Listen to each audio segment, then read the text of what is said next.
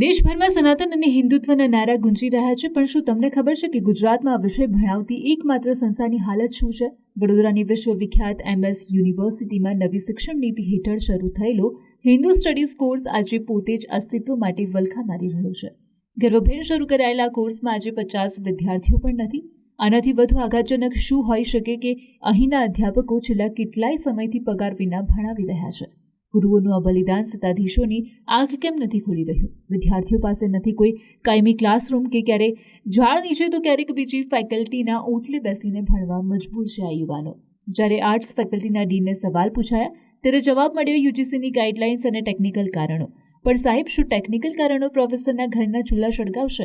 શું ઝાડ નીચે બેસીને ભણતા વિદ્યાર્થીઓનું ભવિષ્ય સુરક્ષિત છે? હિન્દુત્વના નામે કોર્સ કરીને તેને મરવા માટે છોડી દેવો એ કયા પ્રકારનું મેનેજમેન્ટ છે? જો સમયસર પગલાં નહીં લેવાય તો આ કોર્સ માત્ર ઇતિહાસ બનીને રહી જશે. સવાલ એ છે કે શું યુનિવર્સિટી પાસે ઈચ્છાશક્તિનો અભાવ છે કે પછી આ માત્ર દેખાડો હતો?